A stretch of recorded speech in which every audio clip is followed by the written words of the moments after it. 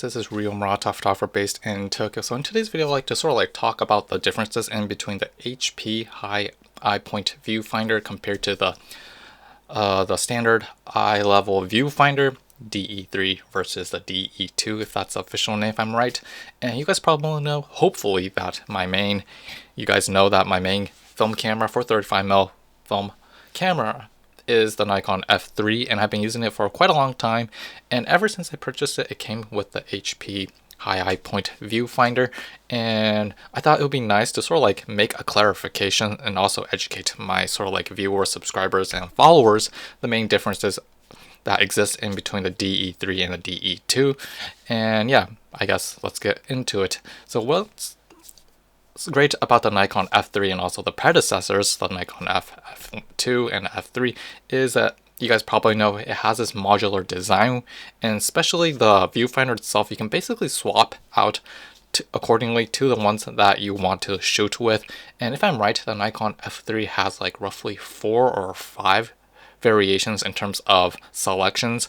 And initially, when the Nikon F3 was released in 1980s, if I'm right, it came with the standard eye level viewfinder, which is called the DE2. And I think roughly 2 or 3 years, 1982 or 1983, somewhere around there, they basically switched that bundle to the HP version. And from 1980 to 1983, they started selling the Nikon F3, exact same camera, with the HP viewfinder. And from then on, if I'm right, the Nikon F3's HP viewfinder type of combination bundle was more selling compared to when they were initially released with the standard eye viewfinder. And if I'm right, it's harder to find a standard eye level viewfinder compared to the HP, because they produced more HP viewfinders during the duration of the 10-year or so, if I'm right, of production period.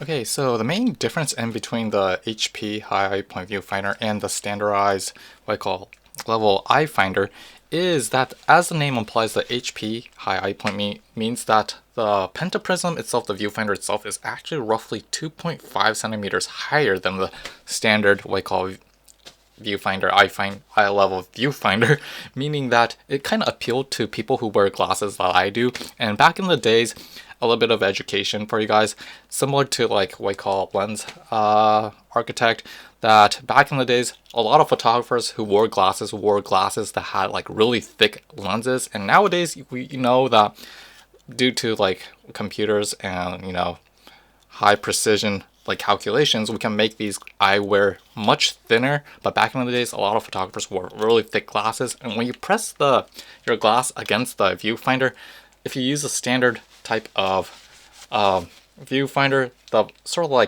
lens itself hits the back plate of the camera, and that kind of pissed a lot of photographers, including me, if I lived back in the days.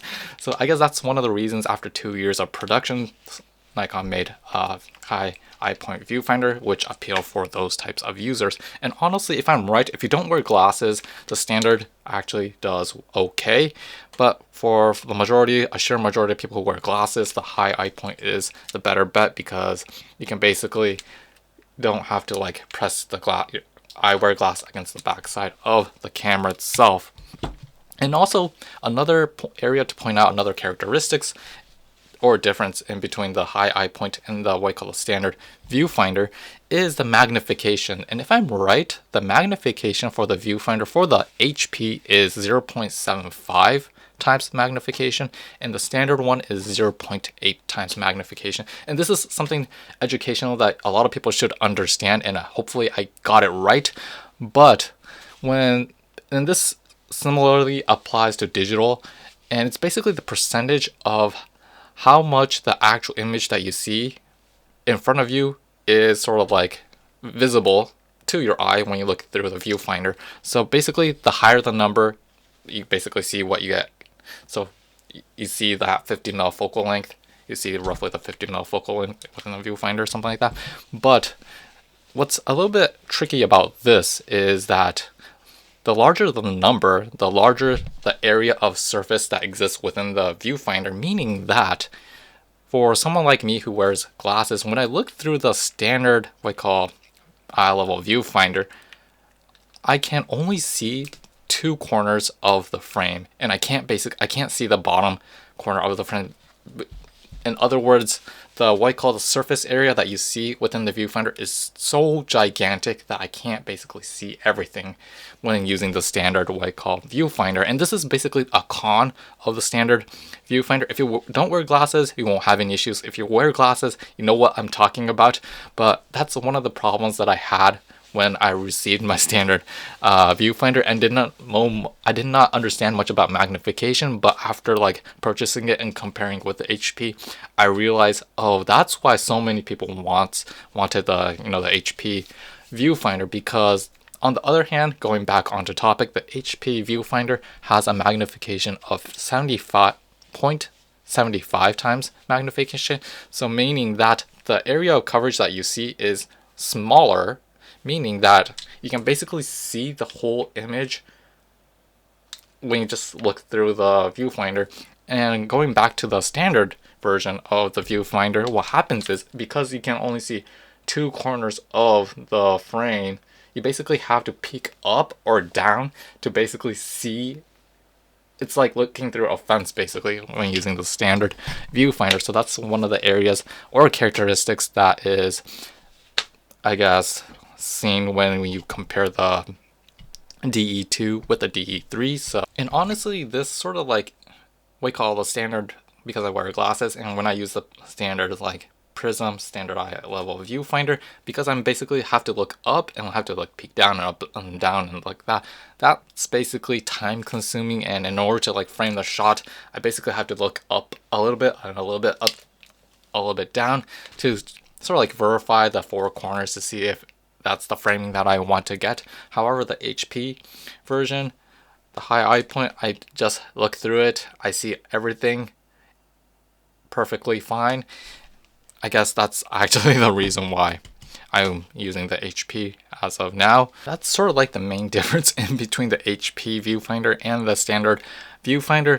There's basically there's like two other different factors or areas to mention, which is the weight itself. The HP weighs 50 grams heavier than the standard one, and the reason why I went with the standard one, the reason why I purchased it, was that I initially thought the lighter was better, but it turns out I couldn't see the whole frame within the standard viewfinder because I wear glasses. I should have known, but to educate my sort of like viewers and subscribers and followers, I thought it makes sense to just dedicate that time and energy in just mentioning the main difference in between the HP and the standard viewfinder. If you don't wear glasses, you won't have issues with the what you call the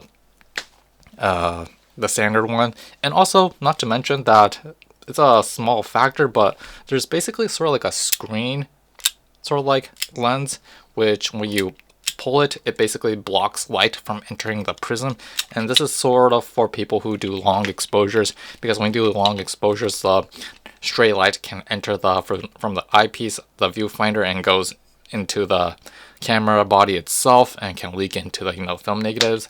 So that's actually one of the, I guess, things that they improved on compared to the standard one.